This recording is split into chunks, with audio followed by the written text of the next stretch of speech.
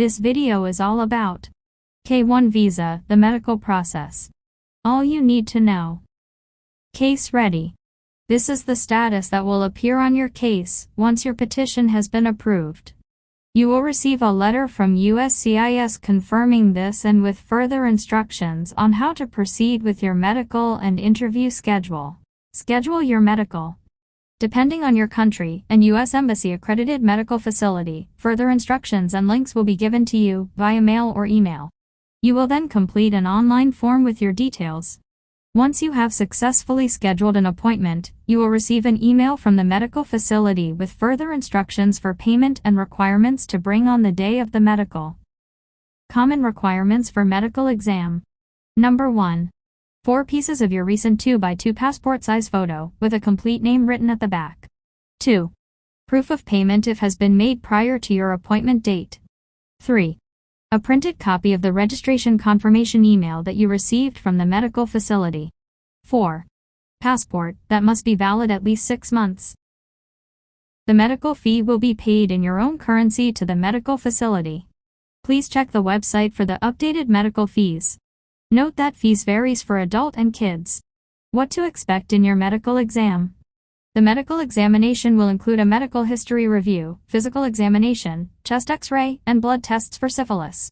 The physical examination will at least include an examination of the eyes, ears, nose and throat, extremities, heart, lungs, abdomen, lymph nodes, and skin.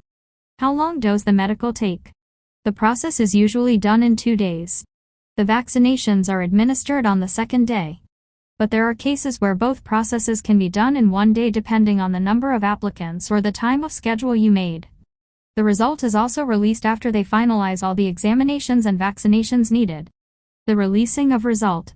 You will be guided to the waiting or releasing area of the medical facility. Your name will be called and will tell you which is your releasing window. Before they hand you the result, the staff will give you a few reminders and simple instructions. Be sure to listen, or you may end up jeopardizing your medical result and redo them all over again. Notes. If you live far from the accredited medical facility, you may want to consider booking a room and expect a 2 days processing time. The process itself is tiring from traveling, filling our forms, and going from one floor to another, back and forth, multiple times. You may also want to have the energy to receive a minimum of 3 to 6 shots in one seating. This is only if you can skip some on the next list if required vaccinations. You may want to blame your mama for not bringing you to a pedia. What are the vaccines?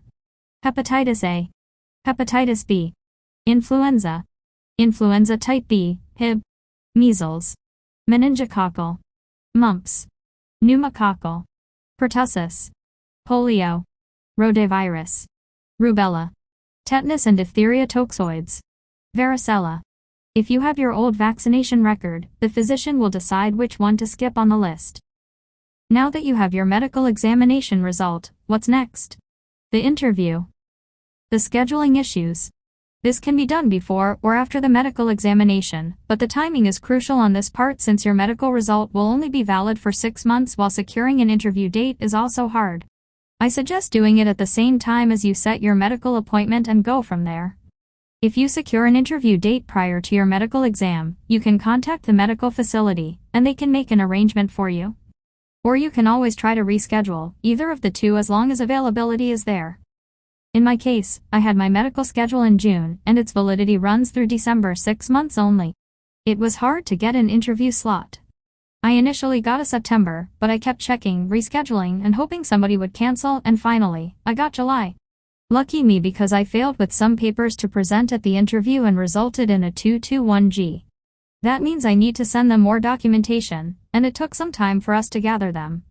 I was not able to provide it until September and got my visa in the mail by the end of October. But my visa is only valid while my medical exam is. Had I not been able to reschedule my initial interview date, I would have been redoing my medical and starting over.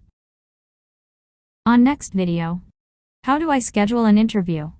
What to bring to an interview? What are the possible questions? How long does it take? When to know the result? When to receive the visa? What's next? Share and tips. Source and links. To know more details, visit the following websites. Please give me a like if you find this video helpful at all. Don't forget to subscribe for more related videos about the K1 process and adjustment of status. Feel free to also leave me a comment or questions about the process, and I'd be happy to answer them for you. See you again on the next video. Bye.